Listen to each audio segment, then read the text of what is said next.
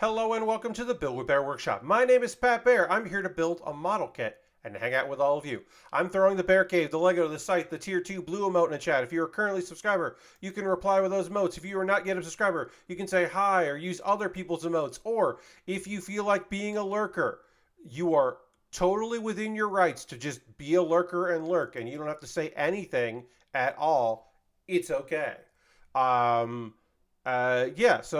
should, you know what? I'm going to throw some emotes in chat and we'll be ready to hang out here. I did drop some frames immediately once the stream started, so that was a bummer. So hopefully we'll be okay tonight. Ghost Valve is here. Hello, Ghost Valve. It's a model kit building stream because it's Thursday. No more playing video games until next Tuesday. Hello, Aristophan. Welcome, welcome. I will say this a couple times. Next Tuesday's stream, so not Saturday stream, not Monday stream, but next Tuesday, my gaming stream will be at 10 p.m. until midnight. Instead of 9 p.m. Eastern, it'll start at 10 p.m. Eastern. I am going to the airport to pick up somebody, and I don't think I'll be back by 9 p.m., but I'll definitely be back by 10 p.m. I could theoretically be back just in time, but I'm not going to risk it, so we're just starting a little later. I thought about doing a much earlier stream, but fuck it. We'll just be... so Tuesday, we'll start at 10 p.m. instead of 9 p.m., and I'll keep saying that, hopefully, so that people know what the deal is. Lord Crashing's here. Hello, Lord Crashing said. I should also see, right now, there was a poll for my $3, $5, and $10 patrons about what I should do next Tuesday, and I'd like to see the progress of that poll. Let's see. Right now, Pokemon Black Randomizer is winning. That is, of course, a new randomizer run. We will start a new one. We put Platinum to bed, so we're going to start Pokemon Black Randomizer, which is with basically the same rules as previous ones, just with a different game. A game that I don't remember that well. Fuck it, we'll do it later. Indeed, we will start next Tuesday stream an hour later and go an hour longer. That's kind of the plan here. That's kind of where we're at. Tonight we're working on the model kit. We are working on the MK2 AEUG. AEUG. Call it the AEUG because it's easy to say. We have done the top of this kit here. And now it is time to work on, continue working on the legs. We've already worked on the feet as well. But we got to get into the legs. Build the whole legs. We'll do legs and then waist and then backpack and then weapons. Yeah, and then weapons. So I don't think we'll finish today at all. We'll get close, and then we'll definitely wrap it up on Saturday stream. And then we'll start a Lego set, the Magical Unicorn Lego set, as opposed to the non-Magical Unicorn. But yeah, it's Lego 3-in-1 that someone picked up for me. Thank you to someone with the initials DM. So I assume that's Dirty Monkey from chat, but it could be other people. But yeah, we'll get into that. Let's see. Yeah, I think we killed enough time to let people be fashionably late to the stream. So let's go to the old overhead. All right, now, as you can see, we've got the head and chest and arms done. I did forget this part of the arm on Monday's stream, but I noticed it and fixed that. So we got that. We'll put that over to the side. We got the feet here with one of the ankles done. And now we're working on the leg. And we'll get into more of the leg. Actually, I'm going to, hold on. Just move my chair a little bit closer. That's way more comfortable for me. So that's nice. All right. Okay, because of AEW having back-to-back pay-per-views and also shenanigans happening backstage in one of those that took a while to fully blow off. It's not done blowing off, but it's in the processes of blowing the fuck off.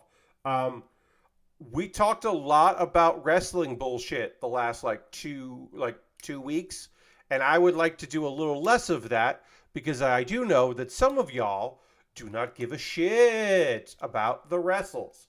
And maybe interesting conversations coming up in that. You know, like there might be things about it that are interesting that you might be up to. Hey, Harold, throwing in the emotes. Welcome, welcome. But for the most part, many of y'all are like, nah, Pat, I'm good on all the wrestle talk. So we're going to try to avoid that tonight. But don't worry, there's plenty of other nonsense to chat about and we can, of course, get into that here in just a moment. Let me get this piece out here as we continue to work on this leg. Okay. So, where do I even start?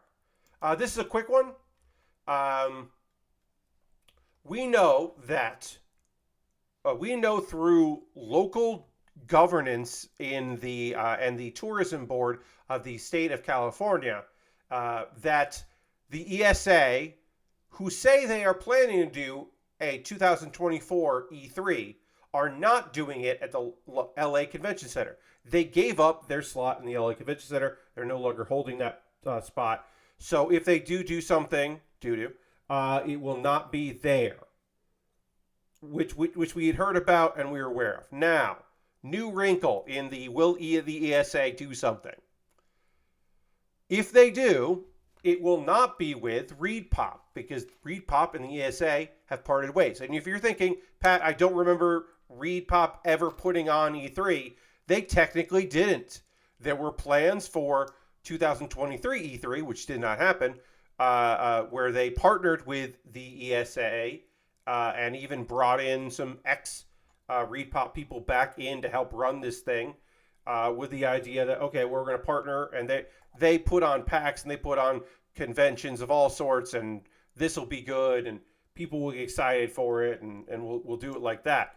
And maybe they also thought, and if it doesn't go well, we'll just blame Reed for it. I don't know if the ESA was thinking that, but you could make that assumption that was part of it, was the idea that they would be like, well, they'll take the heat for us if it's not awesome. But yeah, apparently they have parted ways. This came from GameIndustry.biz. The PAX organizer ReedPop will not be working on future E3 events, and this was a joint announcement. And they are, according to GameIndustry.biz, in 2025, they are supposedly that the ESA are working on a big revamp. They're like, hey, we don't know what's going to happen next year. We do know that in 2 years, it's going to be fucking wild. I should also say that ReedPop is the parent company of GameIndustry.biz. We've been released from this eternal hell. Yeah, this short-term eternal hell. I should mention that they claim they put that out there, which is very kind of them. I would have done my due diligence anyway. I appreciate that GameIndustry.biz is doing their due diligence to be like, hey, we're talking about this, and also we're the ones that, hey, weird that ReedPop broke the story of them partnering with the ESA on our website, but also, yeah, so, exclusives, doing a little bit of the work for it, but also, like, that's part of the whole industry that is entertainment journalism. We will not be involved with the future E3. We look forward to seeing it. Totally. Thanks, Kyle Marston Kish. This quote is definitely a lie. We have enjoyed our time working with the ESA and appreciate their commitment to the game industry as a whole. No, you didn't enjoy your time. It was really stressful, and you ended up not doing a thing. It probably sucked for everybody. It's okay. You could just say, like, E3 means a lot to gamers or some bullshit, which is true, because E3 is important to gamers. But you don't need to say that you enjoyed your time, because I don't want to speak out of turn. But I do know someone that worked on E3 2023, and they did not have a great time. That's just one person out of many, but still, at least we got paid for our time. Yes, it happened. But yeah, so supposedly more E3 shit coming. But they're basically just like, nah. And they said it's a mutual, because, they probably partner again in the future. Makes sense. In other mutual assured destruction news, I wanted to talk to you about a wonderful new project coming called Creator League. Wait, what's that? Oh. Creator League has been postponed indefinitely. Sorry about that. Anyway, Mr. Beast was all like, "Hey, check out this cool thing called Creator League. I want to tell you about this cool thing that's bringing together not just to make esports teams, not just people from the world of gaming and people that do gaming content, but all kinds of like TikTok people and people that have popular Instagrams and music streamers and all these other kind of things. We're going to bring in all these creators and they're going to come together and they're going to run esports leagues." I should point here, hey, Jordy, welcome. There's a lot of stuff about Creator League that is bad. Should also say that immediately a red flag is this is not a Mr. Beast thing. They just paid Mr. Beast to announce it. It felt like it was, oh, hey, E-Fuse, lowercase e, capital F, Fuse, E-Fuse, was like partnering with Mr. Beast. No, they just paid Mr. Beast who knows how much fucking money to promote this, to make this announcement. So Mr. Beast is like, hey, here's this thing. We got all these cool people. But yeah, it is, he's not actually, also when I say Mr. Beast isn't running it, I also meant to say Mr. Beast wasn't one of the creators involved. He was just the guy announcing it. But when Mr. Beast announced something, dumbasses would certainly think, oh, this is Mr. Beast's next thing. And that's proven very accurate because he's had to say, hey, I know I talked about this thing. I have nothing to do with it. Don't ask me questions about it. Don't ask me for refunds. Because you're like, well, Pat, what the fuck are you, refunds? What? I had never heard of Mr. Beast until the burger place. Harold, you don't truck in that section of the internet, which is great for you. Congratulations. But yes.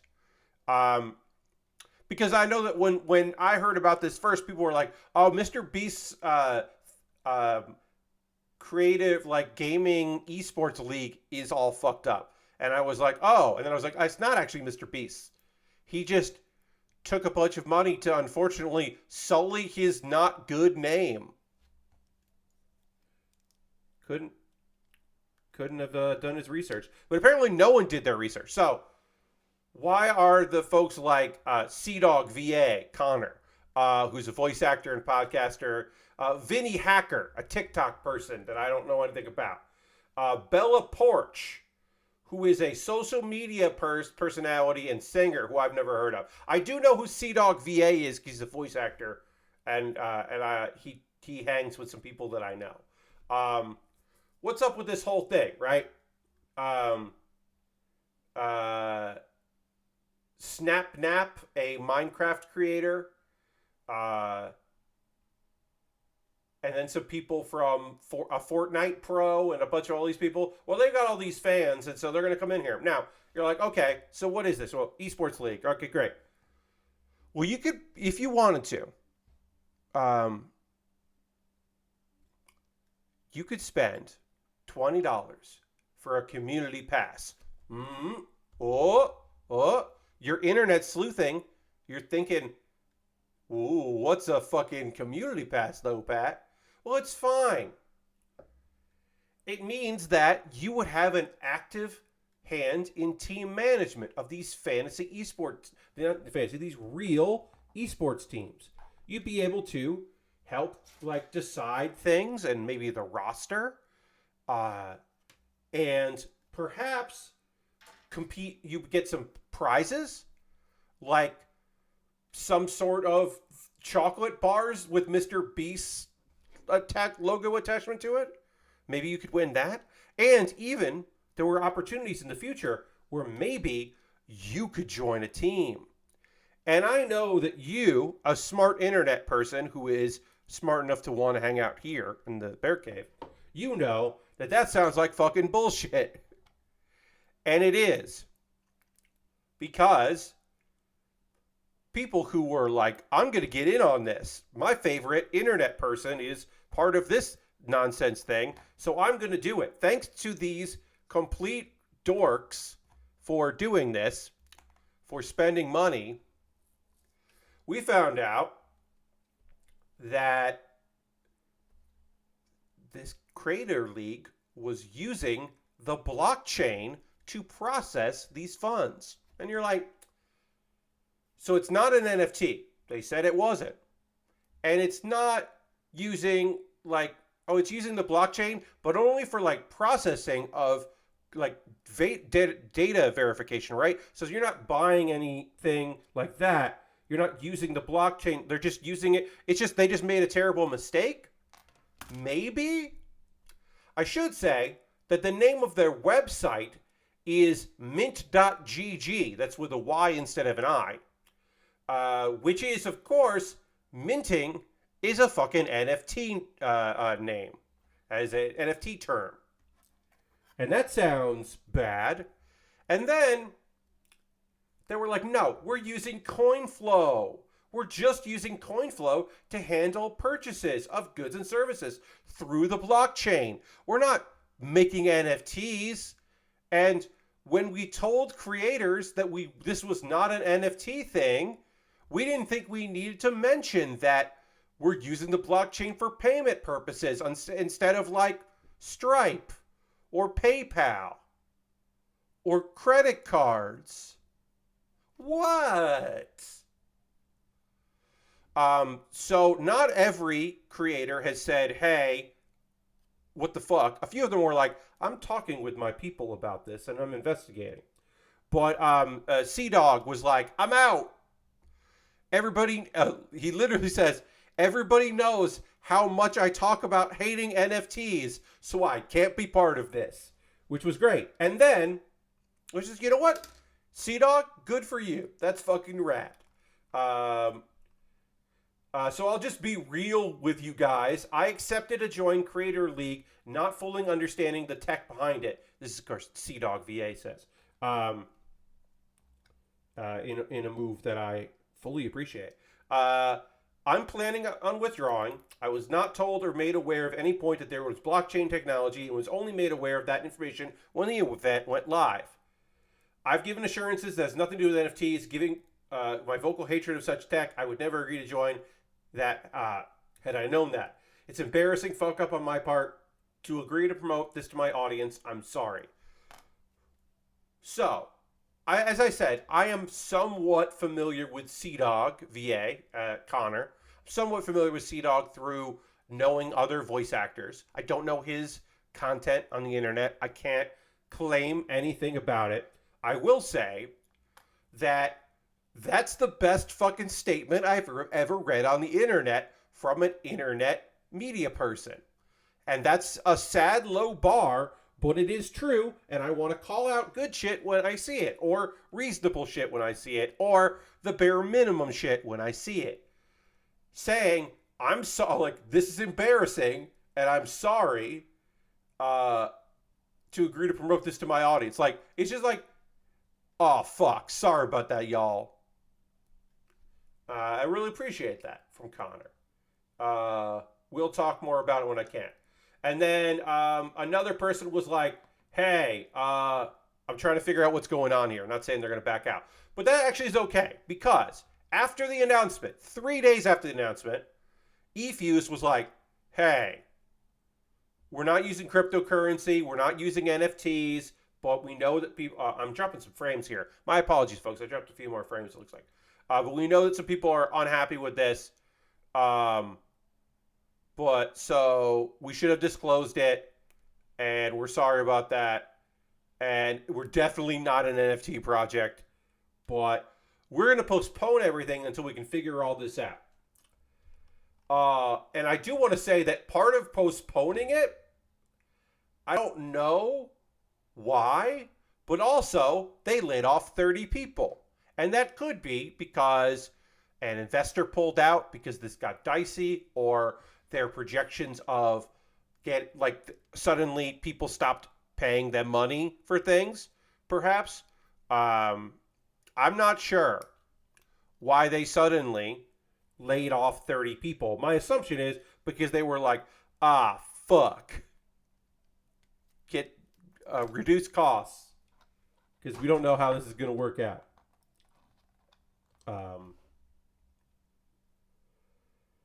But apparently there's going to be an open for all Fortnite tournament that is not related to these esports teams.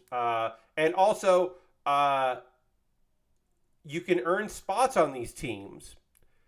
And there used to be mention of a $50,000 prize pool, and that is no longer being offered for this event.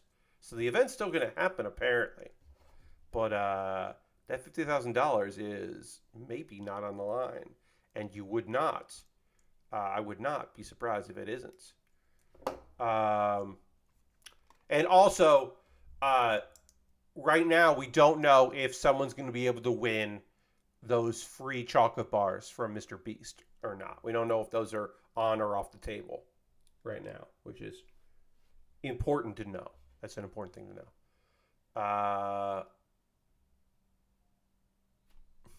Let's see.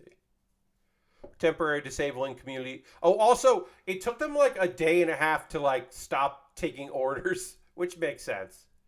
And they're like, hey, you should like follow us on Twitter and we'll let you know what's going on. They're actively taking refunds, which of course they are. They didn't refund anybody unless you ask for it. So no auto refunds. But that seems like fucking bullshit. Anytime you call it, you know what? Here's the thing, right? If they called it a membership, right? Or if you were like, hey, sign up to support your favorite team. It's a paid program where you sign up. Those are red flags, but those aren't as bright red a flag as calling the community pass. Like that just sounds like fucking Web 3.0. Obviously, having it be run through a processor that does blockchain is the big red flag.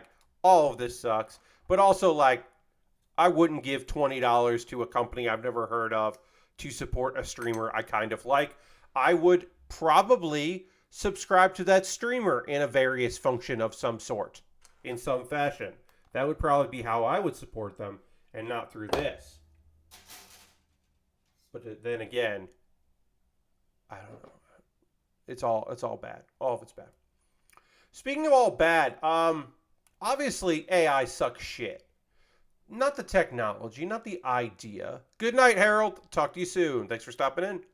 Obviously, not the whole concept of AI. There's something to the technology that could be useful and interesting about it. It's the application. It's the fact that art AI is inherently stolen from models and is garbage, and that not all, most high-profile AI applications are with the idea of eventually replacing people with that technology and putting people out of work. There's some interesting ideas of people using AI for various tools that I think is a fun and cool.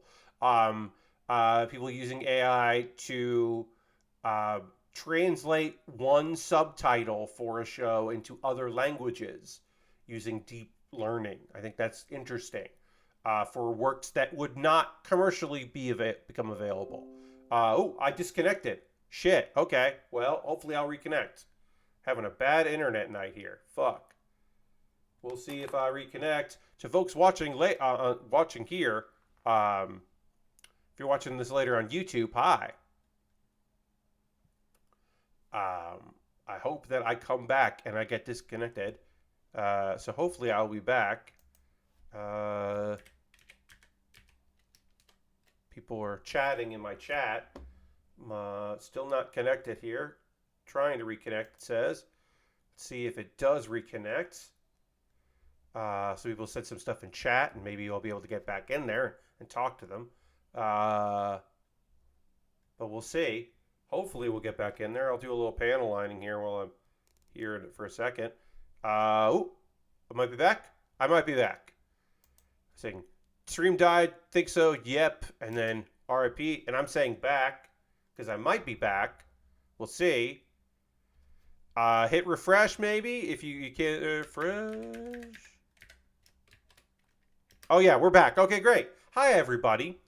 Oh, wow. As soon as I start talking about AI, my internet disconnects. Well, just another spicy got an ad. Okay, well, sorry you got an ad, just another spicy, but thanks for pennies for me from that. So, when I was talking about there are interesting applications of AI, right? But AI can't do everything that people are promising that it can do, right? It can't. It just can't. Not just ethically, factually, it cannot do everything that it supposes that it can. Which is the case of Buzzy. Aristophan just gifted a tier 1 to just another spicy. That is Aristophan's 124th gifted sub. Ridiculous. Let's throw the Bear Cave, the Lego, the site, the tier 2 blue emote in the chat. Thank you very much.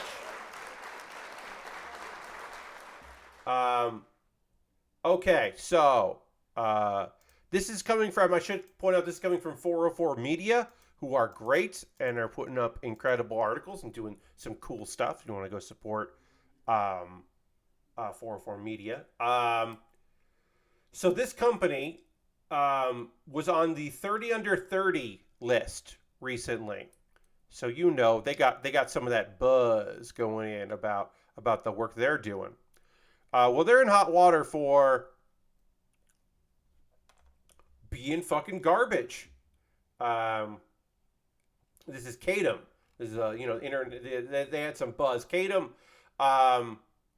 They're using the idea is they're going to use AI to convert 2D images into 3D images. And that AI is outsourced art. They just outsourced projects and made people. It's better than AI because it actually is original work being done by humans. It was just posing as AI for 3D modeling. You know, like when you're watching an anime and there's obviously some 3D bullshit in there, and that was outsourced to a Chinese animation studio instead of people doing the work themselves because the work themselves is fucking expensive as hell. So they just outsource that shit. Yeah, it's like that. It's like that, only they just outsourced it to people and said it was AI, which is obviously a pretty good grift. Don't get me wrong. And it sucks, but in terms of grifts, it's pretty good. But they were like, hey, our software automatically models the geometry from scratch. They were like, no, we do this shit. We figure your 2D shit out, and we make it 3D. That's our thing. And it'll take minutes. And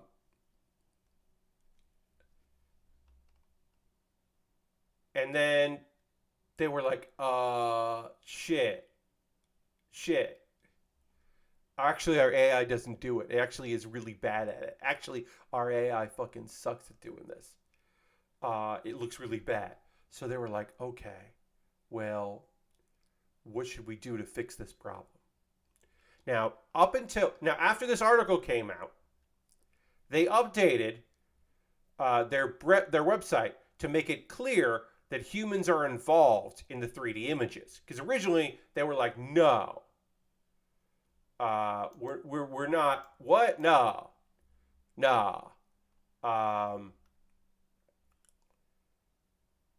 And basically they are using, let's see here.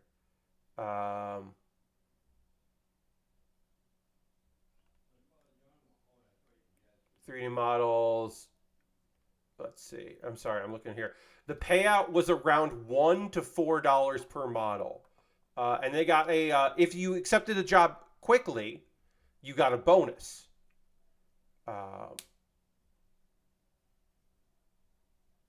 And then they're like, but now the company's like, nah, we don't pay anybody doing that because they're not.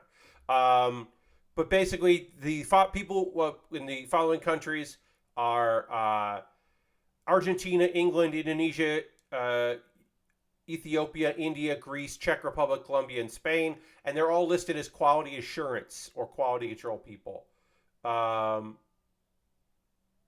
And hey, guess what? if you're like, Pat, wouldn't that leave a digital paper trail of them trying to hire these people? Of fucking course it did.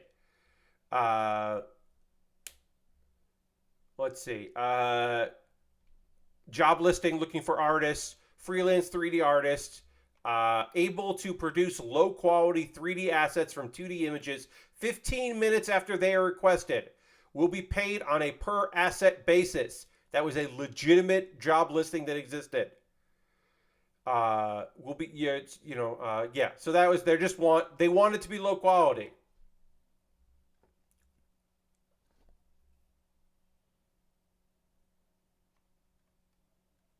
And they really were pretend. It's incredible. Their AI technology, their AI application of other people's work. I should clarify that their AI interpretation of how others work in it sucked so much shit that they realized that a cheaper way to do it would be to pay people in low income countries to just do the work that their AI was supposed to be replacing, and it's fucking dystopian. That's hey, AI created some jobs, everybody.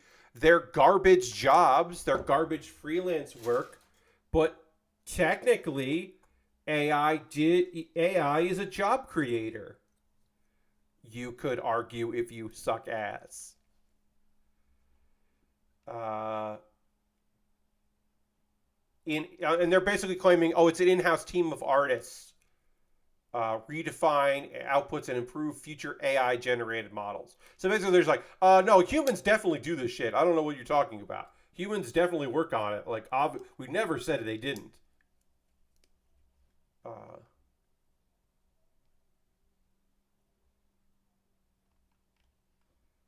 it's unbelievable. And they've rebranded, like I said, they rebranded, and it's fucked. So that's just some AI dystopian bullshit to make you feel worse about things. My apologies for making you feel worse about some things, or not. I'm not. I'm not the boss of you. Maybe you hear all that and you're just like, yeah, price of doing business, Pat. They just lied about being AI. That it's like is that better or worse than if they actually had the technology to convert 2D models to 3D? I don't know. It would be interesting if they could actually do it, but they couldn't. And it sucks that they clearly had enough people working, that would accepted that job. It sucks. Nobody wins. Nobody wins. Do a little panel lining here, and then we'll keep moving on. It's leg day. All right. Let's see. That live action One Piece is very popular on Netflix, and apparently they've got a season 2 written for it. They're ready to go. Marty's ready to do it. We got scripts ready, he says. And here's the thing that's kind of interesting. Maybe not kind of, but it is. Hey, if you want more One Piece live action, the strike has to end, because that is a struck work. The One Piece live action is indeed cannot continue until the strike is over. I did not know that was done on easy solution. Yeah, and the strike. Lastberg says, reminds me of, amidst the numerous energy conservation notices I get, there was an article that just came out about a Bitcoin farm getting paid $31 million to shut down. And I saw Bitcoin bros being like, see how Bitcoin mining helps. Yes. Completely mentally broken people being like, hey, when this thing that sucked went away, it suddenly helped people. They're like, oh, weird. It's almost like it should never have existed. What? No. What? No. The strike will give the set crew enough time to build like 100 ships they need. Oh, don't worry. They'll just replicate one ship in AI.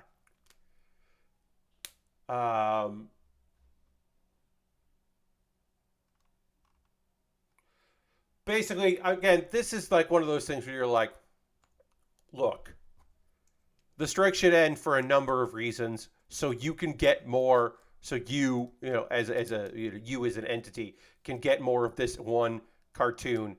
Isn't necessarily a thing that I'm like bending over backwards to be like, yeah, man, we gotta call in all the troops. We gotta get this done. This is like a day one. We gotta band together and get this shit straightened out so people can watch this season 2 of a show. But also, the strike should be resolved at a timely manner, and this would be a nice way to push that along if people were adamant that they would like to see the things they can't see because those things can't film. I think that's reasonable. This does not lock in the way it should, but maybe I have to put in the... Maybe if I put in the ankle part, it will work. So we'll see about that. We're almost done with the legs, which is nice. Cool. I need B27 and B25. Put this together, get this going here. So yeah. Yes, because people were saying like, oh, well, they're losing all this money, and it's only a small percentage of the money that it would. They're losing so much more than the money it would take to fix this. And it's like, well, yeah, that's short term. In the long term, they could lose even more money in the process of failing to take more money away from people. But that's the thing.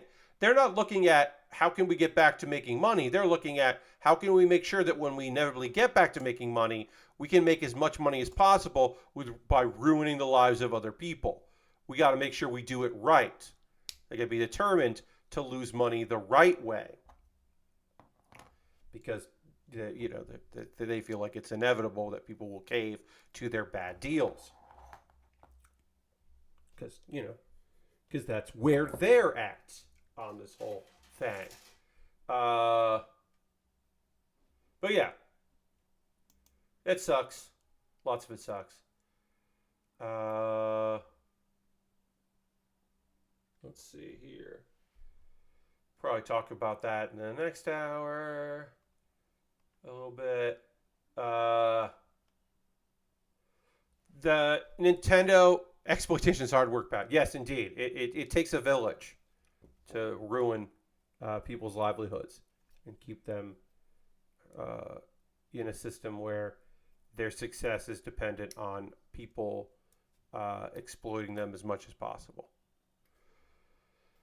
It's wild how they're delayed movies purely because they won't have actors to promote it. Like press junkets are somehow worth more than millions of dollars. Yeah, I mean, that's the thing, right? Like,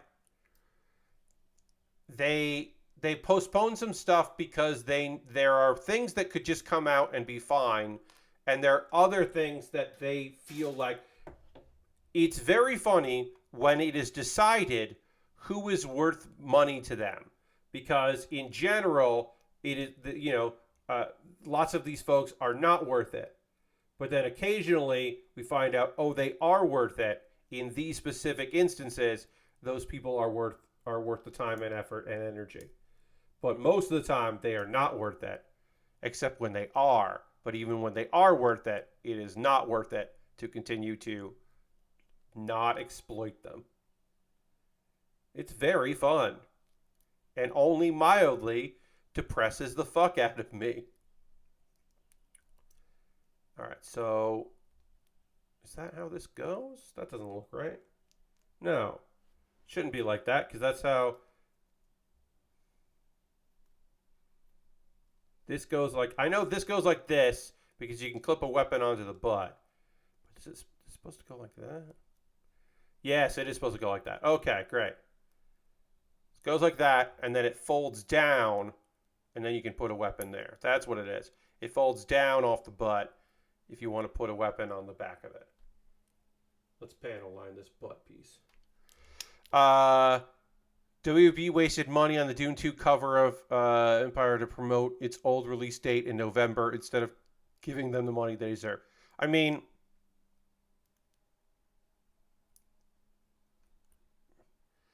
that's the thing, right? Like, people, they don't think those people deserve money. or as much money as they need, or whatever money they get is a fundamental problem with this whole thing. Is you can't convince them that any amount of money is like enough, because they just need to make as much as possible because they're a publicly traded company. That is generally a thing that makes a lot of stuff make more sense, right? You're like, if you ever think to yourself, why did this game company do this when this other game company did that? And one of the answers to that question, because there are probably multitudes, and I'm being simplistic here, but one easy answer to why did this company that has lots more money not do a thing that this other company that doesn't have as much money did? Well, it's because that other company that did that cool thing, that weird thing that you wouldn't expect them to do, they don't have to answer to anyone. They're not publicly traded. They don't have shareholders who only care about profit and don't care about creativity or being cool. They only care about the bottom line. In this case, I'm talking about Baldur's Gate 3, taking some risks and some chances you didn't see in Starfield. Part of that is also because they had a nest egg of people paying early access for a game for many years. But I'm specifically talking about the fact that Bethesda has shareholders. They just have them. It sucks that they have to answer to a lot of people, but they do. So they don't get to make all of the cool choices that you would make. Is that a fundamental flaw in the system? Fuck yeah, it is. Speaking of, it is completely fundamentally fucked. But it is a reality. And I think, like, understanding those realities is important to try to, like, not explain away, and not, like, I don't know, justify those decisions, but to kind of understand where those decisions are coming from. It's like, oh, okay. Yeah, it makes sense that if they are at a position where they have to answer for things, and there are, and this is a large project with a lot of people, a lot of different hands touching it, a lot of different people.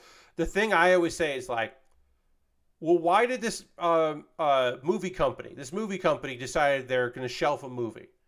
8 different people wrote on it, different teams of people wrote on it. A director had it, and then something happened and they left. They were months away from production, and that movie stopped and is done. And will never get made, and will never be sold to someone else. The rights will never revert. They'll just shelve it, and they'll never do anything with any of it. And you're like, why? They just wasted all that money. And you're right. They did just waste a ton of money in pre-production and all those things. They wasted people's times and energies. This thing might have been a franchise, or could have been a franchise, or it was written by somebody that has other success and people are clamoring for more work from them, or it's the lead really believed in the project and was taking a huge risk of their own financial statement. They were going in. They could have done a big blockbuster thing, but they didn't want to do a big blockbuster thing. They wanted to do this heartfelt thing. So they took a pay cut and they were working for scale. And you're like, and there's all this for them. And it's like, why? Why wouldn't they put that out? And the simple, completely shitty answer is that someone in charge had nothing to do with that thing. And now they're in charge. And they look at that thing and they go, I don't care about that. And that's it. That's all it is. It's like there are so many projects from countless eras of television and movies that were close to being made, that might have even been done. But that's not my baby. I have this other idea, this other thing I want to do. We're gonna focus on this thing. We're changing direction of the studio. Oh, we're not doing kid stuff anymore. Oh, we have a couple movies that are 98% done. Yeah, but those are kids movies, and that's not what I want to do. Or we're getting into R-rated stuff, or we're not doing comedies anymore. We're not doing comedies anymore. Oh, we have a Will Ferrell movie that cost us nothing that will make us $100 million worldwide. And we'd have to spend like $30 million promoting it, but we would be able to write off that $30 million anyway. And we could actually probably trick people into saying that it was a loss and we'd never really have to pay out anyone because that's how fucking movies work. Yeah, but we don't do comedies anymore, so we're not going to do it. No, we're good. We're not going to do that. Nah, we're good. That is unfortunately a reality that existed for many, many years in Hollywood. You may remember that there was a Scott Pilgrim video game.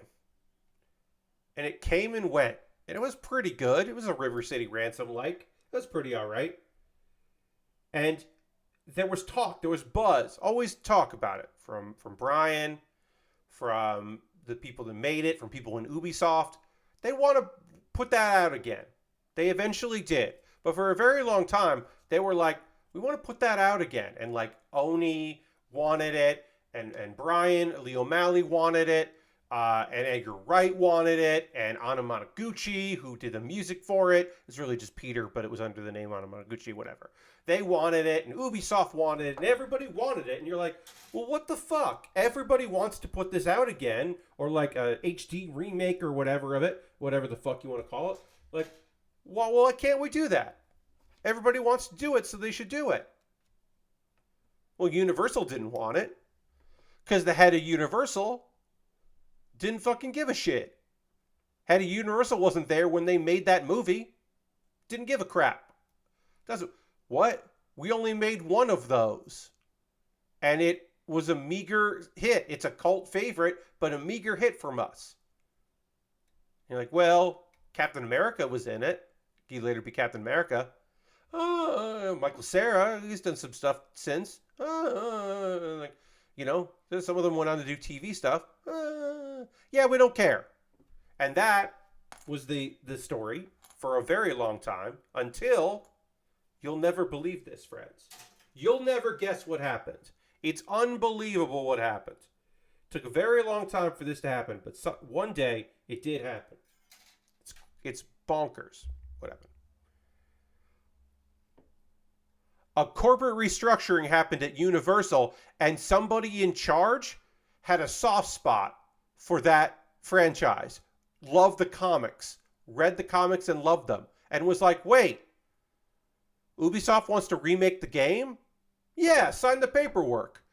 It literally doesn't cost us any money to do this, and we might sell some Blu-rays if people play the game again, or for the first time. We might even sell some Blu-rays. Yeah, we should do that. Why didn't we do that before? That's all it was. That's literally all it was. Because it didn't cost them any money. They just had to agree to do it. And they didn't want to. And now there's an anime coming out. And that's going to sell graphic novels again. Collections again. So Oni / Lion, whatever it is, that company, which is not the same as it used to be, and now the people in charge of that company had nothing to do with that, but whatever. They'll make some money on that. Brian Lee O'Malley makes some money on graphic novels and whatever. Blu-ray sales, rentals, or digital purchases of the movie Scott Pilgrim will have a resurgence as people go, oh yeah. Oh, that Scott Pilgrim anime. Science Sorrow's making that shit. That's cool. Like, that will have a positive impact on everyone, and it will be a good thing. But again, the fact that that's happening is because a bunch of people who don't have to do anything except sign a piece of paper didn't want to sign a piece of paper.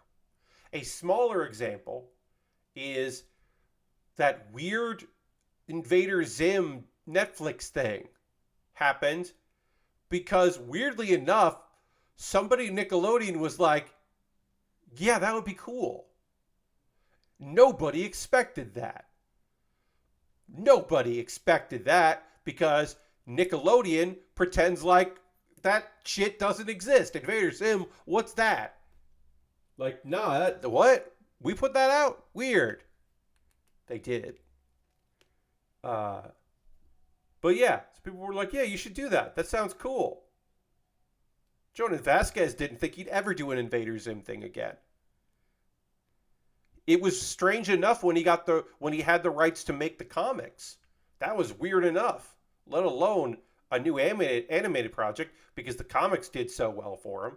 He was able to parlay that into something. Anything that ever gets made is a minor miracle. It is unbelievably cool and weird that anything in entertainment gets made. It's an unbelievable gift to all of us that any of that shit happens. It sucks that some of it is shit, but it is a minor miracle and cool as fuck that those things come out at all, because it requires so many things to go right and so many things to work, and it's unbelievably terrible. And the people at the top of those companies do not understand, do not give a shit that it's that hard, that it's impossible to do. They do not care. So when so two of my friends pitched a show to NBC. They got 6 episodes ordered of it, right? Half a season. 6 episodes. Great. 6 episodes on NBC, a sitcom based loosely on their friendship with a lot of other bullshit thrown in for comedy's sake. Unbelievable. Fucking kick ass. 4 aired. They got canceled after 4 episodes. They didn't air the 5th and 6th, which would have had lower ratings as people waited to see if they were going to get a 2nd season. That show, BFF, those episodes 5 and 6 ended up on Hulu. You can watch every episode they made of it. Nobody knows quite why they did that. Nobody really knows how the 5th episodes 5 and 6 managed to end up on Hulu, got through the process, because they theoretically never should have aired anywhere and should have been lost media. And if you wanted to watch episodes 5 and 6, you'd have to hope that you knew someone who worked on the project that had the episodes that could just, send you a DVD with them on it or something, or send you a link that maybe still works of episodes 5 and 6, or maybe somebody accidentally uploaded them as a torrent. You just have to hope that maybe you get to see the lost episodes, but you would not expect to ever see them, because why would you ever expect that to work out? It's remarkable and so weird that happened.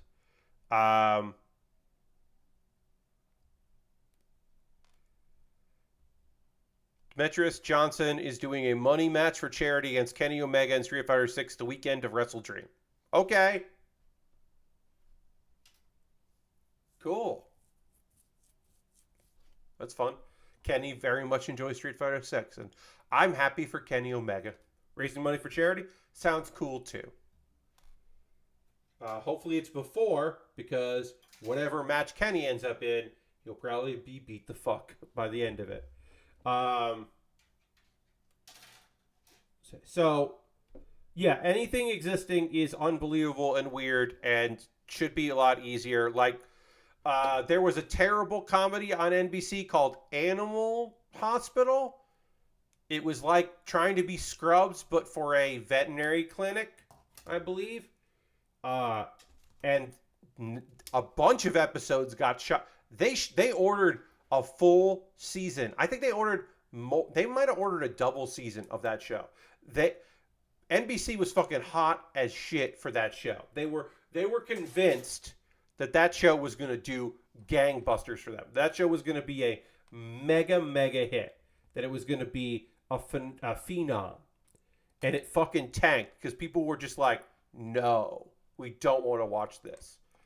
And they were like, ah, fuck. And so just a bunch of those episodes never aired. I know people who were cast in that show. I know people who were guest stars. A friend of mine had a 3-episode mini arc where he was the important guest star, and his episodes never aired. And he's never seen it, never seen the episodes, just never. Like, a couple of them might not have even gotten edited, but at least one was probably done of those episodes that never aired. But they didn't air, digitally. They didn't go up on Hulu. They didn't get collected in, anywhere. They just don't exist. And it's fine because nobody gave a shit about that show, but it sucks because that they had already spent money to make that. But the idea of putting it out there for a little bit of money isn't appealing to television companies or movie companies or anybody. It's just the idea that they're like, oh, yeah, no. Well, we got rid of that thing, so it doesn't exist anymore. It's fine. We'll only care about it if it somehow gets nominated for awards after we canceled it. And then we'll do our due diligence because it makes our network look better to talk up this thing. This very special show that, like, it had trouble finding an audience, but the audience that did see it loved it, and you're like, yeah. All lip service. It's all bullshit lip service. It sucks. But the thing that you should be reminded of is that as much as we know all this shit sucks, the writers and actors also know this shit sucks. So the strike will continue because they gotta fucking get their piece of it because they know this shit is awful. They know everything's falling apart. Much like this very creaky model kit. Hey, we're body complete on this. We got to build the backpack and then some weapons. We might actually finish this tonight. I got to let you know, friends, this model kit sucks ass. This is not, this kit's got real, like, all of this sucks. This leg is like just falling over. Like, it once I add weapons, I bet it won't stand up. It's standing up right now. This arm, look at the difference. Okay, this arm here, this arm is just wibble wobbly. I don't know if, I think I can put a weapon on here, but it might be a bad call. I think it looks nice. Again, this is a kit for 2015. This is the re-release in 2022, the non-update re-release. This is one of this is not a hard kit to build by any means. This is not a difficult kit. This is one of the least rewarding kits I've built in a very long time. And we have 3 stickers left for the weapons and the shield, I believe. Or 4 stickers. I mean, one of those stickers I guess I don't use. We got a few stickers left for the weapons. But I'll tell you what. Yeah, this kit is not... I have not enjoyed this kit. Again, it's not. I'm not struggling with it. I just don't think it's good. It's like not... It's just not a good build. Yeah. It's doing nothing for me.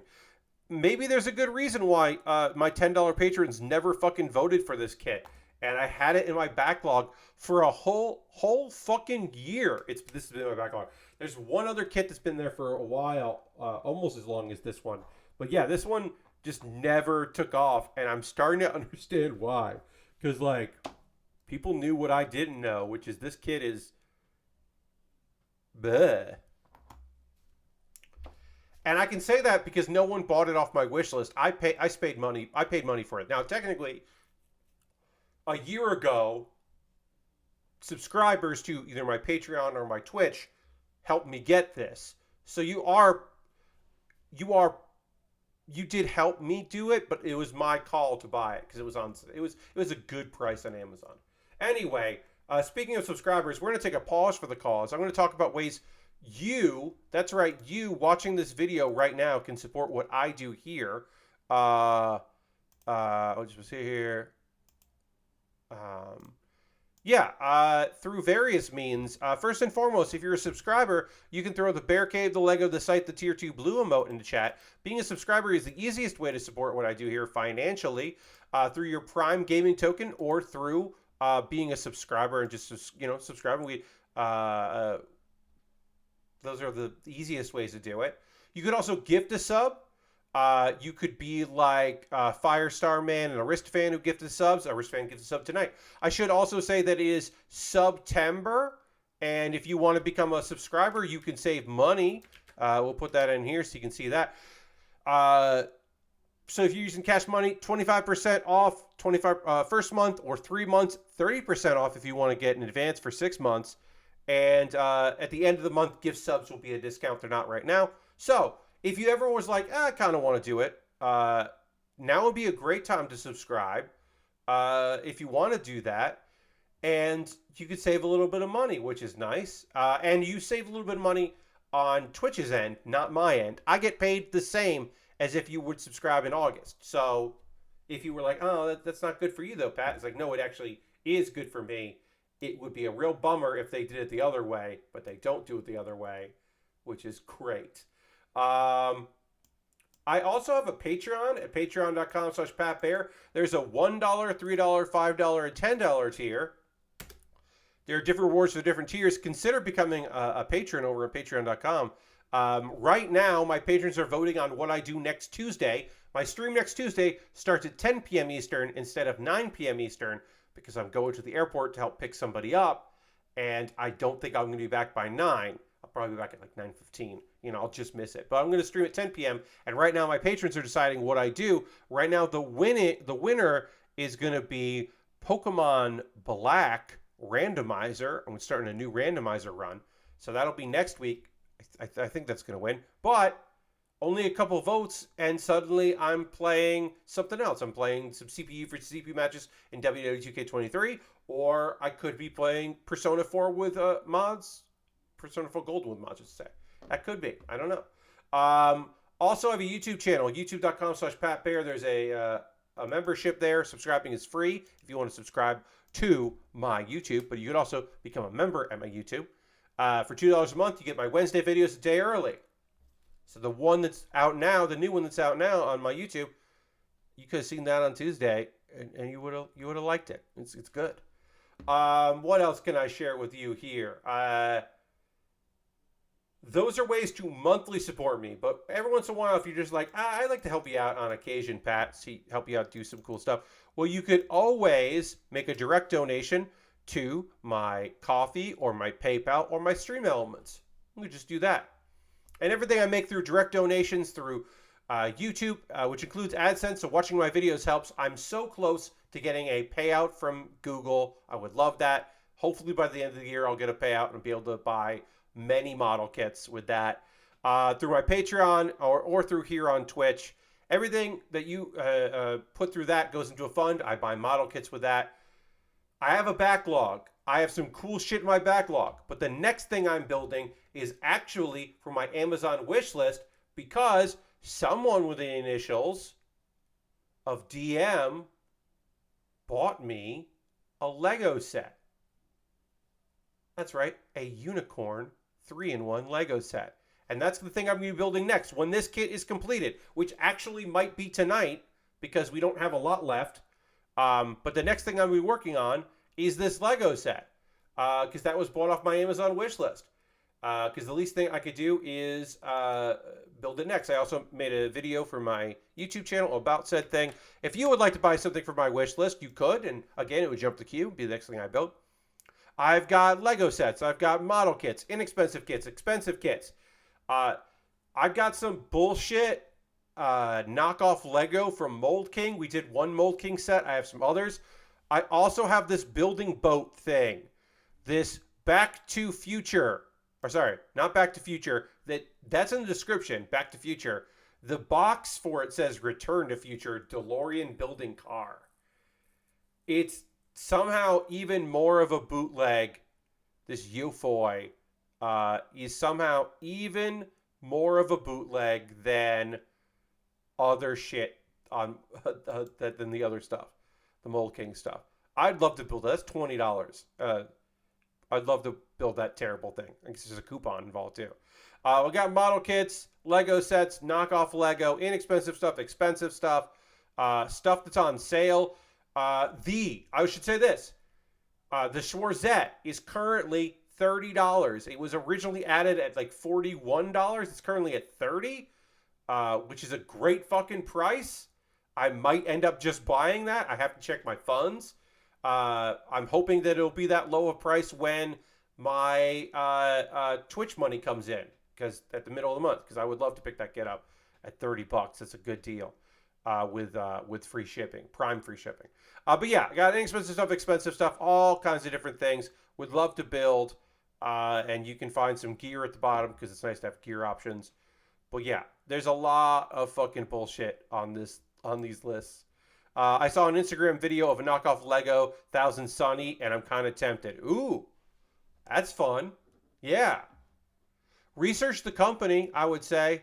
Mold King had pretty good reviews when I bought that. But yeah, you should probably research who makes it, for the quality. And you hope you don't get missing pieces and all that. Although that sounds pretty neat. My alternative to Amazon is Throne. I have a Throne wish list. They're a nice little company. I like Throne. And then the most convoluted way to support me, there's so many support me that are just like your credit card, PayPal, use PayPal, all of that. This one's complicated. You go to USA Gundam store, you buy a gift card, they send you an email with the gift card code. You then DM me on Twitter or whisper me on Twitch with the gift card code, and then I use that gift card code to buy something from USA Gundam store. It is by far the most convoluted way to support me, and only a couple people have ever used it, but it's kind of neat that they did. And I'll buy something there, and it'll most likely be something from Witch from Mercury. Although it could be something else, I don't know. I hear there's some Armored Core shit. Yeah, there's a new Armored Core kit at USA Gundam store that looks... There's pre-orders for that, and all of that shit looks good. All these Armored Core stuff looks real good. Ooh, a Ghost in the Shell, the Tachikoma model kit. Tachikoma model kit is up on USA Gundam store. I get their emails. Ooh, that's only $40 right now. Very good. That's a 135 scale reissue of that kit. I've never built it. That looks fucking dope. That's a pre-order. But yeah, USA Gundam Store's got some fucking cool shit up there.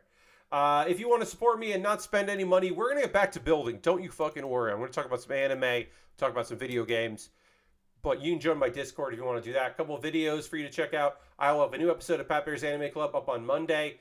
But the current episode is me reviewing The Fire Hunter. Last is saying that the email said new Armored Core kits coming, but they could be they are reissues. You're right, they are new reissues, and they're not that great. Lashbrook, that's excellent to hear. Thank you for sharing that information. That is good to know. Anyway, Pat Bear's Anime Club. It's a good episode if you didn't watch it. I review Fire Hunter, and I'll tell you now, friends, I didn't love it.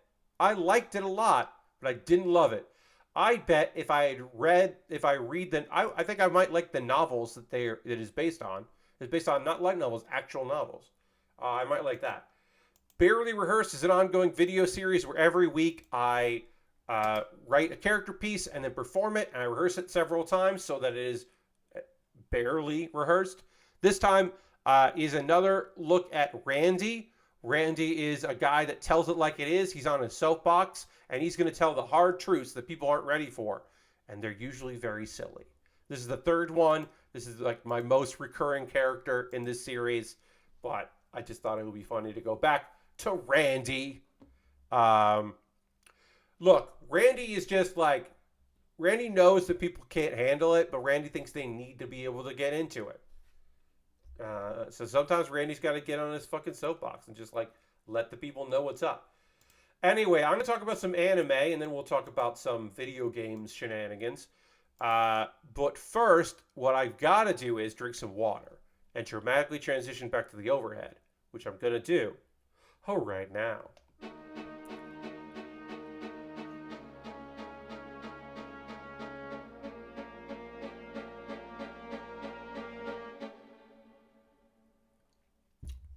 Apparently, I was very thirsty because I just drank like half that glass. Whew. All right. Let's get back into it. Let's start working on this while we talk about some anime. God, Reborn is a vending machine. Now, I now wander the dungeon.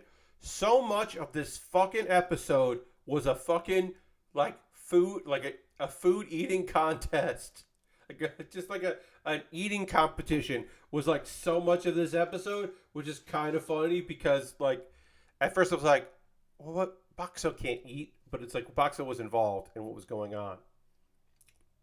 So here's the deal. The restaurant owners union decides to have a eating contest because a lot of people had kind of abandoned the village in part due to shenanigans from some irrepute restaurants and shitty vending machines. So they have this thing, but here's the thing. Shui, the inhaler, shows up. And also, the bear cats, those annoying demon bears that I think somehow became recurring characters, even though I think they're dumb in a way that I don't appreciate. Anyway, they're very hungry, and literally, Shui, the inhaler, shows up, and it's just like, uh-oh, this is going to be a problem. And they're like, oh, we're going to lose all our money. Our terrible idea of a eating contest is backfiring by people eating. Boxo, you got to help us. So Boxo dispenses fizzy colas, and then that kind of fills up their stomach and makes it harder for them to eat. To kind of, okay. Shui eats a lot of fried meats and drinks some cola and some fruit crepes, and finally defeats the Bearcats and gets free access to... The winning thing is free access to Boxo for 24 hours, which is, again, yes, Boxo is a magical vending machine, but still weird. So, so much of this episode, I wrote down in my notes, legit, so much of this episode is just characters eating. Lamus carries Boxo for Shui to the origin stratum, which is close to the surface, which is, there's an orphanage there. This is actually, I'm complaining because some of this was bullshit. This is actually like cute as shit. So there's an orphanage there. And Boxo for 24 hours is using to help feed and wash and clothe and also do a little entertaining for the kids there. The origin stratum acts kind of like as a test. Like, if you can't get past this zone, you're not going to make it to the rest of like the many labyrinths in the dungeons. And the orphanage is there because kids' parents died on that level. And they couldn't survive. So those kids end up at this orphanage where we're pretty sure this is also where Sui is from. And then at night, some bandits show up to try to steal Boxo and Boxo's stuff. And then Boxo takes like security cam footage of them, which scares them. And then you're like, oh, how is Boxo going to fight bandits? They're definitely smarter than monsters. Well, these bandits are smart, but they cannot withstand the impact of mist and ice and creepy music. Basically just scares the shit out of these fuckers, and the bandits run away. And you're like, wait, but they were not brought to justice. Either get, whatever forms of injustice, like whatever works. Like, something's got to happen, Pat. How dare this have that ending? Don't worry about the bandits. They're all dead because the orphanage director, who is a retired hunter, takes care of them. And Boxo is fucking a little frightened of how tough as shit this orphanage director is, who clearly is strong enough to go deeper, but instead takes care of these kids. Because, the bandits eventually are going to come back and probably try to take revenge, and there's kids and all that. So, you gotta take care of business when it's time to take care of business. I understand. Again, this episode had so much fucking goddamn what are we doing here eating? But in the end, we did get some cool world building. I do like the idea of this, like, meeting these characters and interacting with them, and Boxo. Hey, Boxo helping kids is a cool thing. So I thought this episode was all right. All right, so I am putting together the ends of this backpack here. And one of the things about this backpack that's kind of cool is that this is where the beam sabers live when the beam sabers are not being used. Because we'll have weapons in the hands of this kit. We won't have beam sabers. So we'll pop the beam sabers on the back of this backpack. So you can reach behind you and take care of business. I don't know, it's pretty good. The Great Cleric. I somehow got one episode behind on this show, and I have no idea how that happened. So I think Saturday I'll get caught up on this show again, because I legit don't know. Because this show was off for like 2 weeks, and then it came back, and suddenly I'm like an episode behind, and I don't know. I don't know how that happened. I guess they must have done a back-to-back, and I didn't realize it at one point, because yeah, there's more episodes. So, all right. So this is directly after you remember this guy died, reincarnated. He's working as an exorcist at this church. An important thing to note is that he thinks, because he's not leveling up by defeating these monsters, working as an exorcist, he assumes, Lucille assumes, okay, well, if I'm not getting experience points for defeating them, they must not be real. This must be an elaborate hallucination thing or training. That doesn't make any sense, but that is what he believes. All right, so you can see the beam sabers live there, and he can pull those off, or this robot can pull them off when they need them, which is a cool location for beam sabers. You know, just like pop them up there, they pop off. So, that motherfucker back there isn't real. So Dirty, but the thing is, they took 2 weeks off, and then, yeah, they had like 2 weeks. They skipped like 2 weeks, but they came back, and suddenly I'm a week behind. I'm like still a week behind, and I don't know how that happened, but somehow I might have been a week behind before they skipped 2 weeks. I don't know, but whatever it is, I'm behind on the Great Cleric. So this episode, he defeated the floor boss, but like Lucille barely defeated that floor boss, and like really fucked up. And he definitely wants more training. He definitely wants to get like some more training in. So he's happens to coincidentally run into Lumina. Lumina is the head of a paladin order of Valkyries. Lumina is like Lumina helped him out like a long time ago.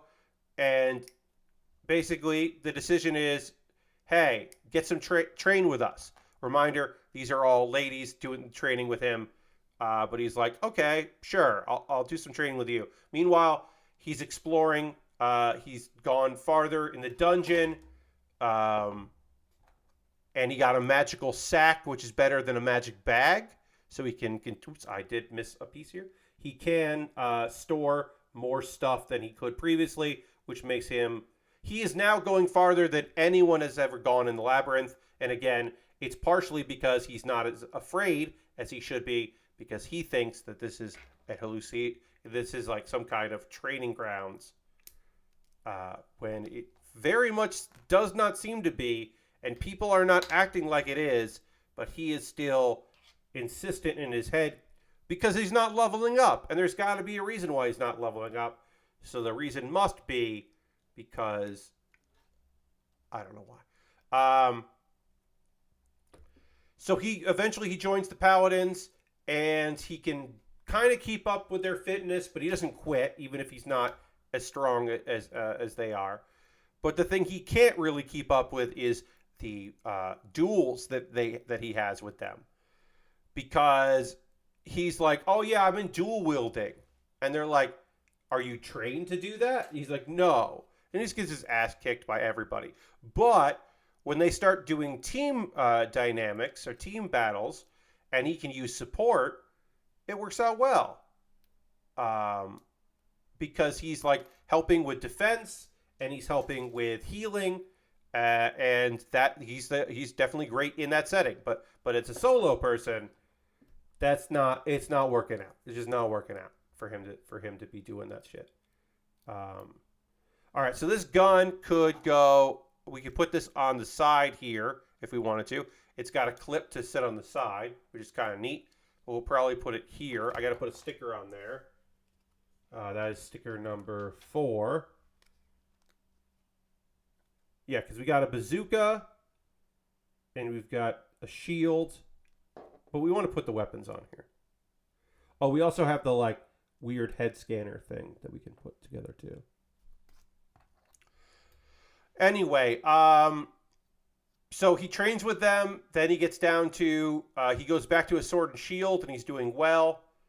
And he makes it all the way down to the 20th floor. And of course, the 20th floor will have a boss. It's going to be a boss room. Then he trains for like a bunch of time with the Valkyries, the paladins there, training with them, doing all right, keeping up with it. He takes on the 20th floor boss, which we don't see. We don't see it happen. We know he succeeded because he brings in some items that he gives that belong to a priest, and he gives those items to the Pope. And we get the sense the Pope might be very old. We haven't seen her face. We've heard her voice, and she seems young, but she might have existed for a long time. And we get the sense that, we come to understand, even though he thinks, oh, this is a training ground for some reason and not real.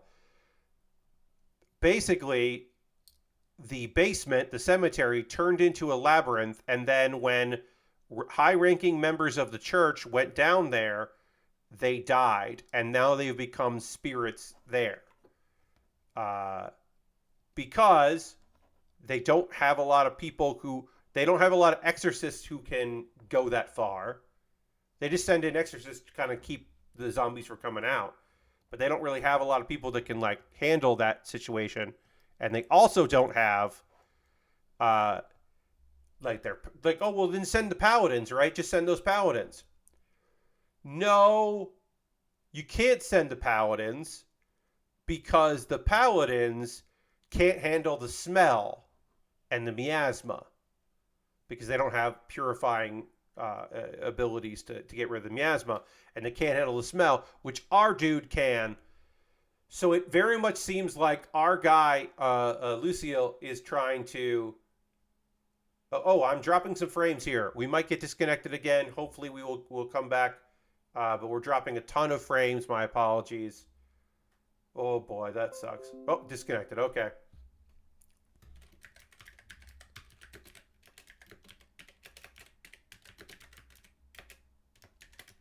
So, folks that are watching the VOD, thank you for sticking around.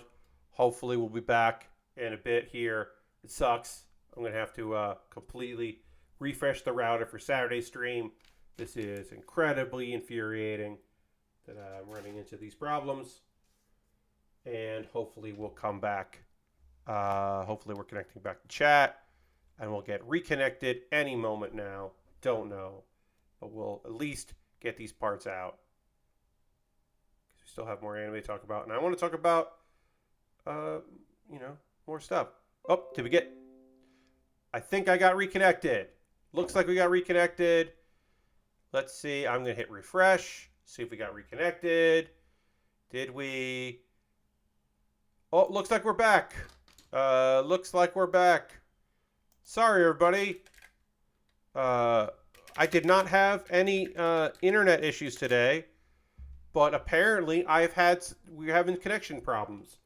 But again, did not have those problems today on my own. And I'll definitely refresh the router for Saturday stream. Yeah, the AI corps are attacking us. Yeah, they're coming after me. Sorry, everybody, about that. Anyway, our guy Lucio promises he's gonna try to take down everybody in the labyrinth and finish the job. He's gonna do it up. He's gonna do it because it needs to get done. And and I believe in the next episode, which I'll talk about on Saturday because I'm behind on the series and want to get caught up.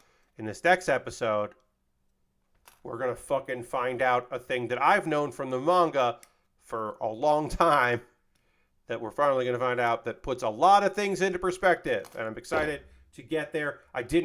I was hoping that this anime would end with this knowledge, this forbidden knowledge, but we are going to get that, which is great because it's a ridiculous piece of information. But we'll find in the next episode of this fucking show. My apologies for the continued internet issues here. I don't know. Like I said, I did not have internet problems today. This is purely just the thing that's happening on stream, and it sucks. Helck. Let's talk about Helck and a show that started so promising that has been kind of a fucking bummer. I got to admit, friends, I like this show a lot, but here's my big issue with Helck. My big issue with it dropped some more frames there. Great. My big issue with Helck is it was really funny. And it has not been very funny for a long time. The concept of this show, I thought, was really fucking good. I thought this was a really good concept for a thing. Like, this was really hitting on all cylinders. There was a good idea of, like, a really strong human hero wants to become the next Demon Lord after his brother defeated the Demon Lord. Now he wants to join it. And it was like the competition. And it was fun. And now as we gotten out of the competition and we started to get into some this show to me does not handle pathos well, but it still continues to want to have pathos in a way that seems nonsense. Like, nah, because this episode doesn't really handle it particularly gracefully. And it's kind of a weird thing to even be in there. But they're like, no, we're definitely going to do this. We're definitely going to have some deep problems that you have to deal with. It does start with a fun fight. Because Helck has to fight a big octopus monster. And manages to whoop its ass. And sends Vermilio and Pee-wee, the bird person, on ahead. And is like, I'll catch up to you. And he does. And they make it to the continent they were trying to get to. And then a bunch of barbarians are like, hey, cooperate with us. And Helck could defeat all these barbarians immediately. But, like, you know, they're trying to figure out what's going on. They're trying to get some intel. They want to know exactly where they are in the continent. The demon continent has, like, a lot of different small countries. And they're like, all right, well, we want to know what's going on, so we'll go with them. It turns out that the Tusu men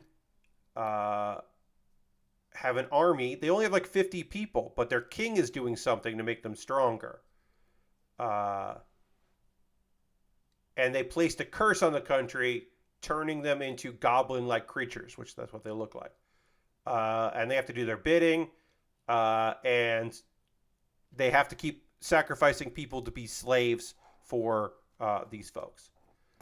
And that's when they realize, oh, you captured us because you want us to be the slaves you're sending. That's fucked, but it, you know, better these strangers than your own people, I guess. The princess is pissed about that they would even consider it. Like, how dare you fucking go for that? Like, come on, what are you thinking? And then they're like, you know, we're gonna try to figure out what's going on here. Uh-oh, they're under attack. These motherfuckers show up. And, of course, Helck beats the shit out of all of them. Because they're like, I'm going to take all of these people and make them into soldier slaves. It's like, no, you're not. And he just whoops all their asses. But the king is like, hey, I know where you're from.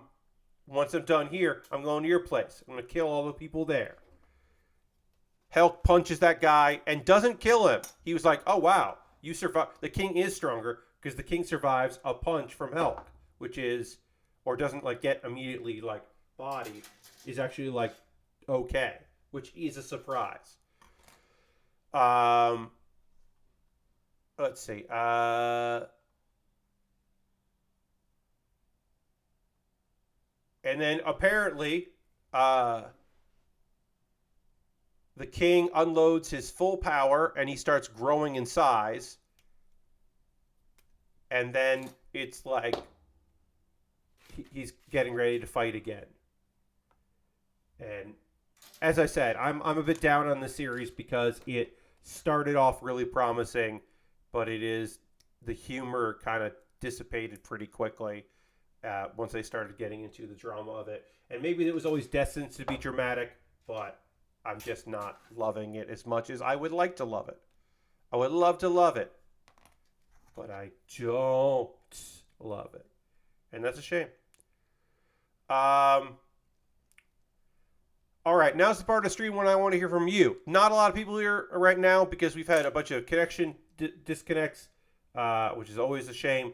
But I would still love to hear from friends about what you're watching right now, what you're playing right now, what's got you going, what are you into, what are you doing, what's going on as far as video games go. Obviously, I'm playing Hearthstone right now. Hearthstone is trying to get me to play Twist, a new mode.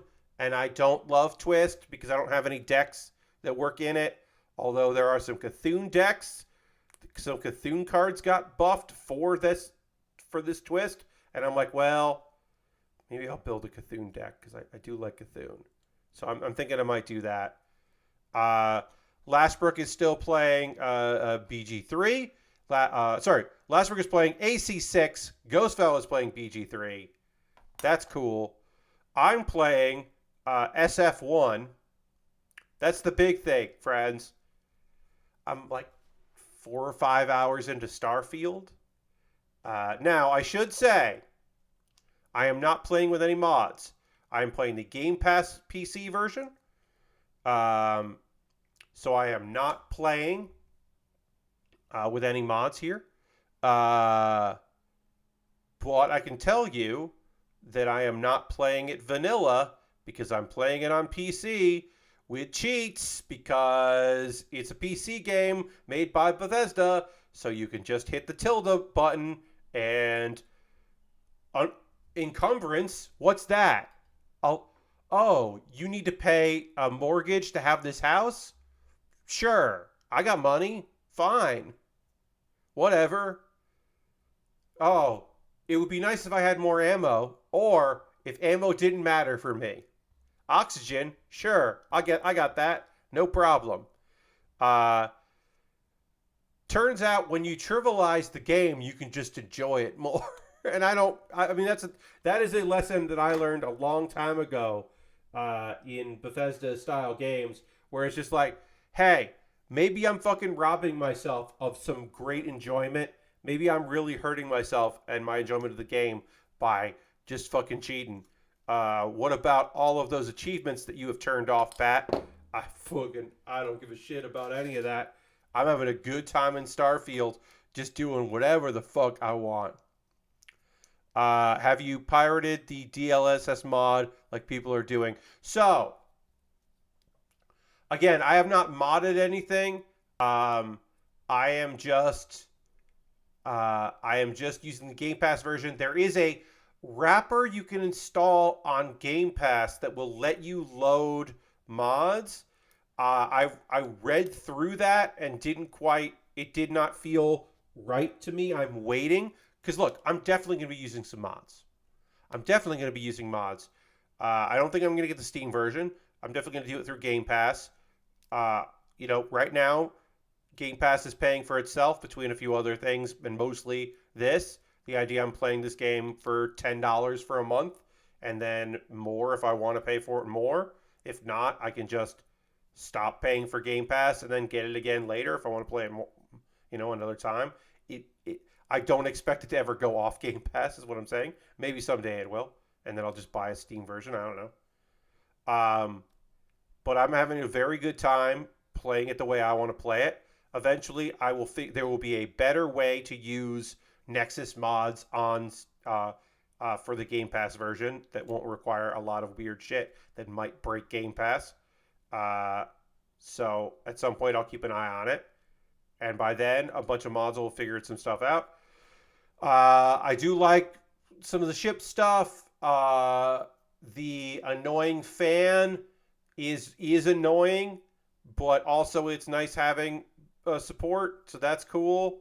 I went with a background where I forget all my traits. I know one of my traits is that I have, I have the dream house and I have parents. And it's like, oh no, but parents take your money. Yeah, but they give you gifts. And also, remember, I'm trivializing the game because I have all this money. I have all these monies, so it does not matter to me that I don't have all of the money that I could have in this game. Like, there's money on the table, and that's fine. That's fine for me. I'm okay with that. What happened here? What happened here? We got raided. Puppet Jared just raided with a party of 53. Thank you so much, Jared. Thank you, Puppet Pals, for coming in. I hope that the cartoons that you all watched were adequate. Thank you for the follow. Appreciate that. Brit Nick 94. Nice.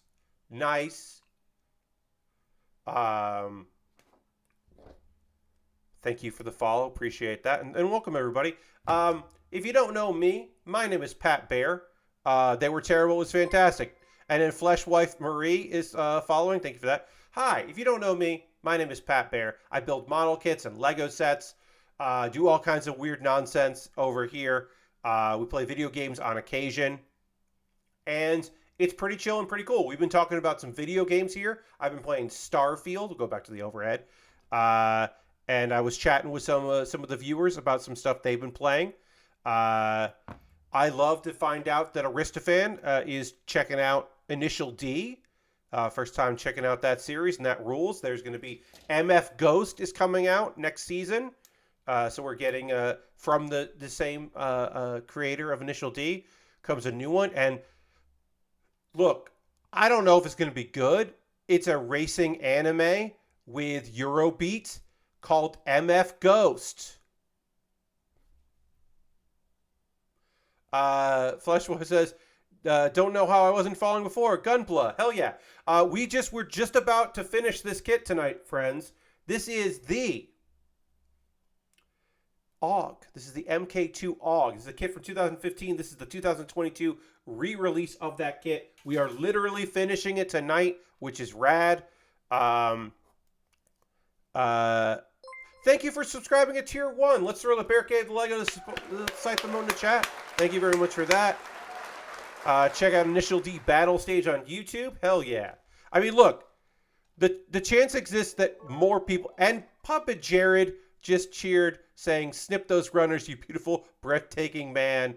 Oh, thank you so much for that. And of course, if you're donating some bits, ching, thank you very much. I appreciate that. Yeah, I've got a Steam Deck, or sorry, I have a Stream Deck. I say the wrong thing sometimes. I have a Stream Deck with some sound effects. Not a lot, but a few sound effects here and there. But yes, enjoy not seeing ads. Thank you for your support with the bits, and also the subscription. It's very kind of you. I should do this one, right? Yes. Let's do this one here. But yeah, we're just about done with this kit. My overall impression of this model kit is that it is fine. This model kit is fine. Whoa, Nathan Explosion just subscribed. That's 15 months. Thank you so much, Nathan, for that using Prime. Thank you so much for that. Appreciate it. Let's throw the Bear Cave Lego site the moat in the chat for there. And then Puppet Jared subscribed at 4 months saying it's September YOLO. Thank you so much. And we got a fucking hype train going, friends. This rules. Thank you so much. It is September, everybody. And you can save money subscribing. 1 month, 3 month, you save 25%. If you wanted to get 6 months, which is, I don't know, you don't have to do that. You can jump in at 6 months and save yourself even more fucking money. And then also at the end of this month, not right now, at the end of this month, gift subs. You can save money on gift subs. So at the end of this month, you can help people out and send some gift subs out to people, which is cool. That's just a cool thing you can do at the end of the month. Thanks, Team Fight Tactics. I guess I should thank Team Fight Tactics because they are technically the people that are supporting that thing. Whatever. Also, you save money. I don't lose money. And streamers don't lose money. It's Twitch's cut gets reimbursed by Team Fight Tactics or whatever. So that's cool.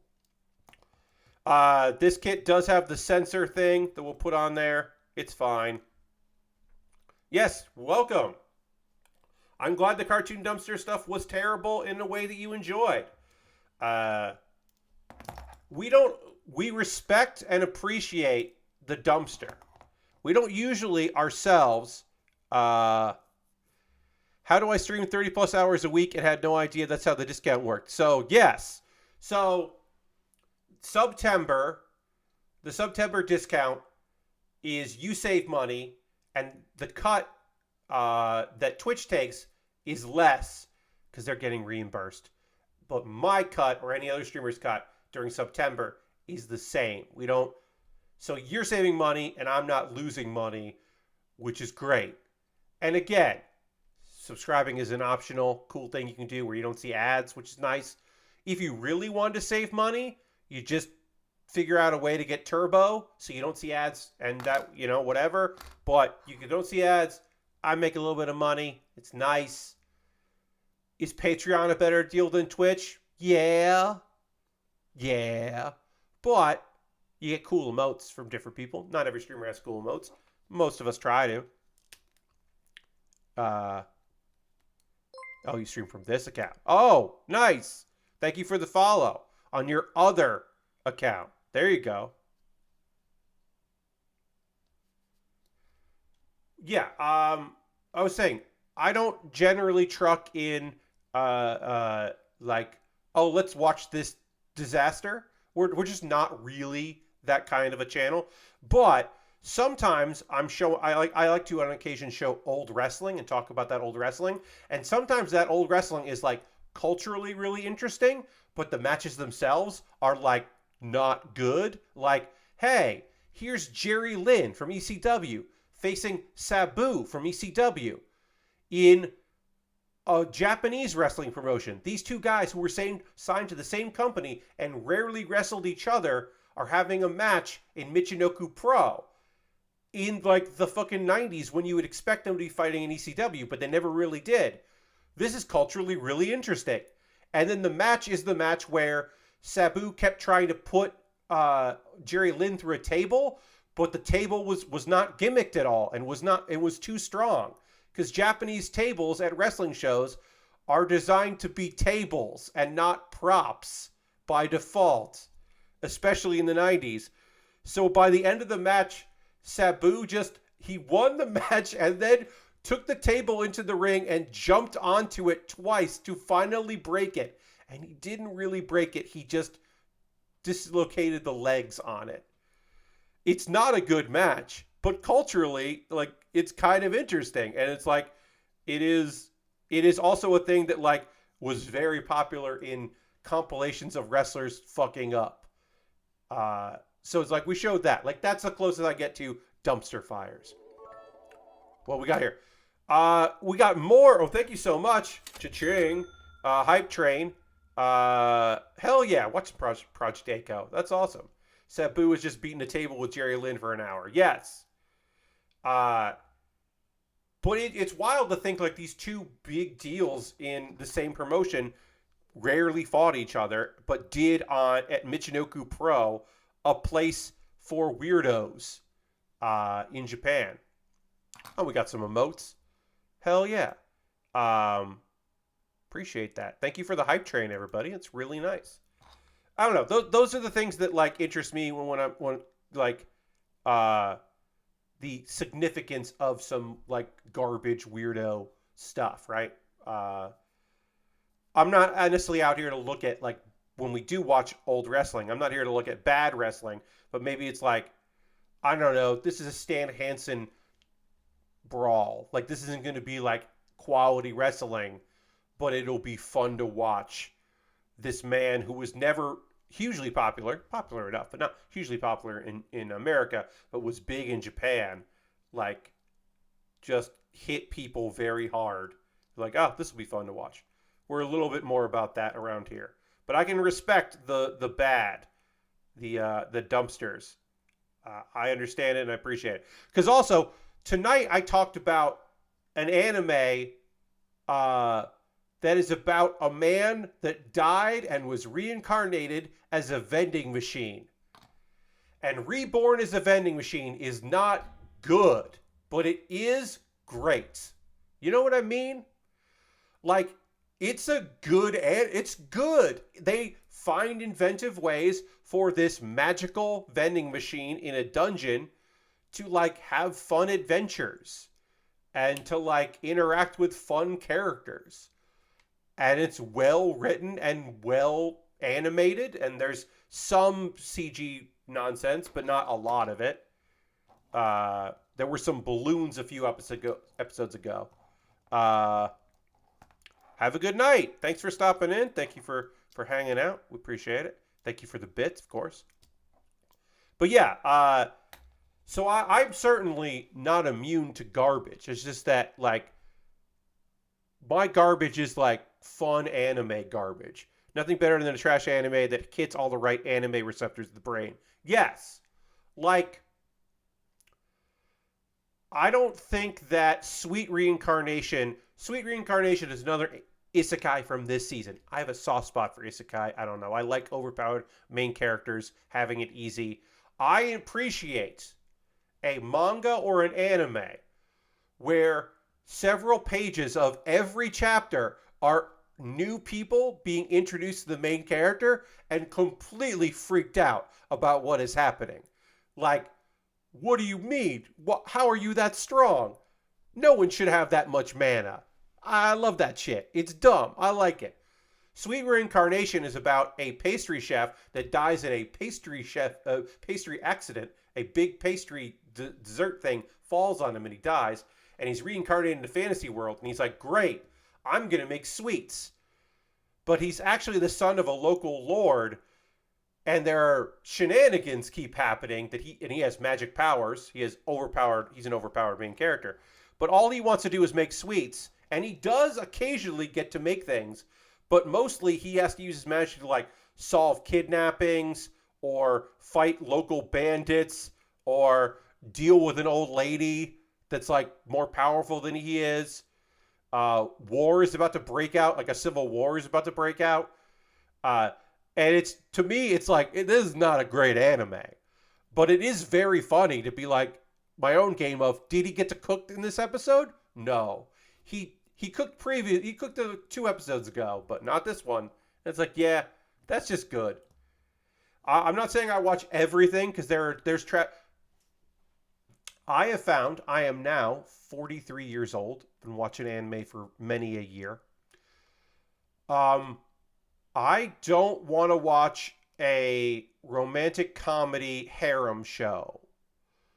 You know what I mean? Like, there's a show this season where there's a guy that is horny all the time, and he hates that because his dad was horny all the time, and his dad left him. And so he's like, I'm not going to be like my dad. So he goes to a shrine because he wants to become like a monk, so he can like get away from temptation. Except that place is now a boarding house for attractive ladies. It's not on purpose. That just happened. Attractive/cute ladies. And his father owes the place a lot of money, so he has to stay and work there. And that's the situational comedy we're in, where for no good reason, all these ladies are interested in him, and he would like to not be around them. And it's basically, it's a little more plot than Love Hina, but I already watched Love Hina when I was a teenager. Like, I already did it. I'm done. I understand that like Rent-A-Girlfriend is incredibly popular. The main character Rent-A-Girlfriend fucking sucks, and a couple of the girls seem cool, but that show seems terrible. But it's very popular, and I bet I would watch it if I was a teenager, but I'm not. So like I found out that like harem trash isn't my kind of trash anymore. It used to be, but it's not my kind of trash anymore. I like an overpowered main character trash anime. I like a the new subgenre that's very popular. Sometimes in isekai, sometimes not. The new subgenre bullshit that's out there that I enjoy is kicked/banished. It's this guy you didn't realize how good he was, and now he's gone, and now your party sucks ass, and he's doing cool shit with ladies. Now he's got ladies that think he's great, and friends, and cool animal companions, and look at you getting beat up by garbage because you're garbage.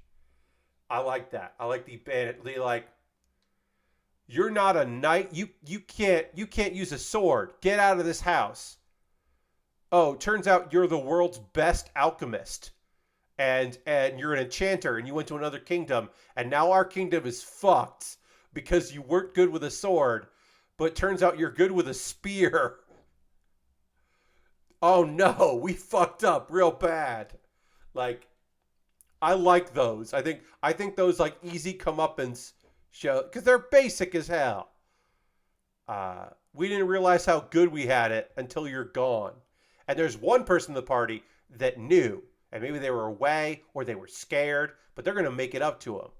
But not join his party because some of the fan base will always hate this person because they've decided they really like the main character. All of it is bad. And I like it so much. That's the trash that I like. And occasionally, they're not even overpowered. They got like one ability that's kind of cool. They're just fucking trying their best. Subaru now has some cool powers in ReZero. Didn't always. He mostly was just a dude. ReZero is a show that I resisted, but people I respect really liked it.